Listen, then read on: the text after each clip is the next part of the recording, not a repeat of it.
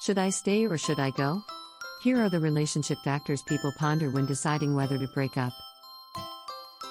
Where do you see yourself in 5 years? It's a standard job interview question, but it's an even better question to ask yourself about your relationship. Most of the time, you probably cruise along on autopilot, maintaining the status quo. At some point, most people find themselves facing the complicated decision of whether to stick with it or call it quits. Recent research, including my own in the field of relationship science, has explored how people make these choices. Factors when weighing the relationship. It feels as if there could be as many reasons someone would decide to maintain or end a relationship as there are relationships.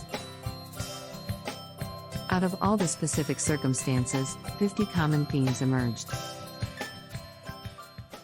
People came up with 27 broad reasons for staying. These focused on key relationship components such as attraction, physical and emotional intimacy and support. People were reluctant to lose the time and effort they had already invested and were fearful of being alone. They also factored in practical issues, including potential family disruption and financial implications. These included many of the same themes as the reasons to stay, but focused on the negative side, things like a partner's problematic personality, acts of deception or cheating, emotional distance, lack of support and insufficient emotional or physical intimacy. So many reasons, but what to do? Listing these themes is one thing. To find out, the researchers did a follow-up study with over 200 people who were contemplating breaking up or getting a divorce. Roughly half of these participants reported feeling, on balance, more inclined to stay in the troubled relationship.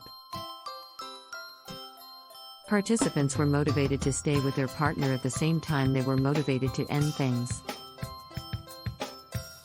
That relationship doubts are so common and people are often conflicted about what to do or what make this kind of research potentially helpful. A long and winding road. Relationship decisions are rarely as clear-cut as should I stay or should I go? Instead, people experience subtle shifts in their commitment that build up over time. Relationship researchers Laura Macchia and Brian Ogolski sought to find out by interviewing participants in stable relationships. Each time their commitment to wed percentage shifted from one interview to the next, researchers asked why. The researchers distilled them down to 14 key themes.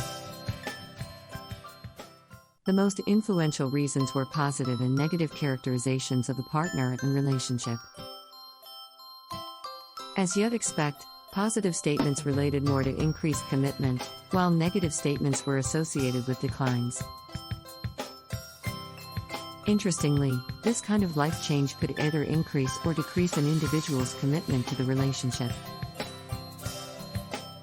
This finding is further evidence that events by themselves, say, a worldwide pandemic, aren't the sole determinant of a relationship's fate.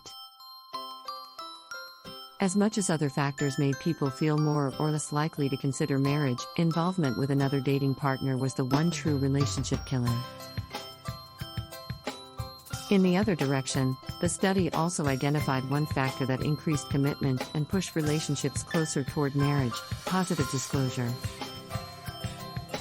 Love is a decision and rarely clear-cut. It's hard to know what the best decision is if you're thinking about whether to stay with a partner or move on. The best relationships have their issues, while the worst relationships still have their virtues. Maybe knowing what others consider important factors can help you make your own best choice.